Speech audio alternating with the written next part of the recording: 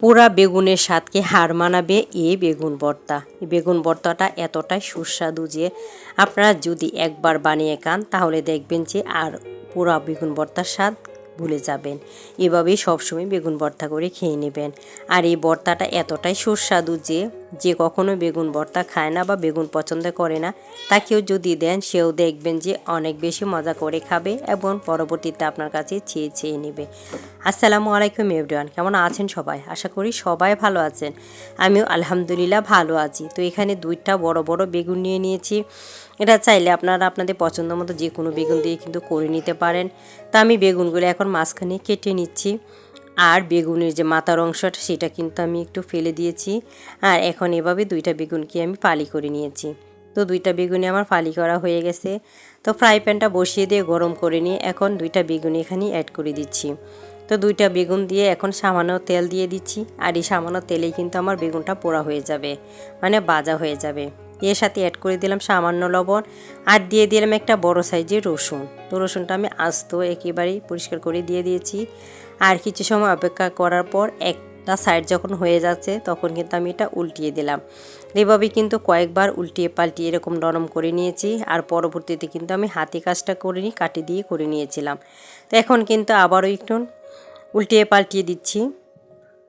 আর এইভাবে কয়েকবার যদি অল্প আছে উল্টিয়ে পাল্টিয়ে নেন তাহলে দেখবেন যে আপনার ভর্তাটা রেডি হয়ে যাবে। তো এখন কিন্তু আমি পুরোপুরি বেগুনটা সিদ্ধ করে নিয়েছি। আর চুলাটাকে এখন আরেকটু বাড়িয়ে দিয়েছি, যেহেতু বেগুনে একটু পানি থাকে তাই পানিটা এখন আমি বাড়িয়ে দিয়ে শুকিয়ে নিব। প্রথম অবস্থায় চুলাটা আমি কমিয়ে রেখেছিলাম আর এখন কিন্তু ফুল হিটে দিয়ে দিয়েছি। এখন একটু সাইড করে নিয়েছি আর এখানে দিয়ে দিব পর্যাপ্ত পরিমাণে তেল। যতটুকু তেল আমার ভর্তাতে দরকার আমি সবটুকু তেলে এখন দিয়ে দিয়েছি। আর দিয়ে দিলাম চিলি ফ্লেক্স। চাইলে আপনারা এখানে শুকনো মরিচটা ব্যবহার করতে পারেন, সেক্ষেত্রে শুকনো মরিচটা ভেজে এরপর নামিয়ে একটু ভেঙে এরপর ব্যবহার করে নেবেন। এখন মরিচটা একটু হয়ে গেলে এরপর এখানে একটা আস্ত ডিম দিয়ে দিয়েছি। ডিমটা আপনারা চাইলে বাড়িয়েও দিতে পারেন। তো দুইটা বেগুনের জন্য একটা ডিমই হয়ে যাবে। এখন ডিমটা কিন্তু উল্টাপাল্টা করে আমি একটু ভেজে নেব আর ডিমটাকে আমি একেবারেই ভেঙে নিব। অবশ্যই বাসায় একবার এভাবে ট্রাই করবেন, দেখবেন যে গরম ভাতের সাথে আপনারা কিছুই লাগবে না। এক ভর্তা দিয়ে কিন্তু সবাই অনেক মজা করেই খেয়ে নেবে। এখন ডিমটাকে আমি একটু ভেঙে নিচ্ছি। তো ডিমটাকে ভেঙে এরপর আমি বেগুনের সঙ্গে মিক্স করে নেব। চুলাটা কিন্তু এ পর্যায়ে আমি বাড়িয়ে রেখেছি আর বাড়িয়ে রেখে বাকি কাজটা করে নেব। এখন এখানে দিয়ে দিচ্ছি 1 চা চামচ জিরে গুঁড়া। অবশ্যই জিরে গুঁড়াটা দিবেন, এতে করে দেখবেন অনেক বেশি ফ্লেভার আসবে।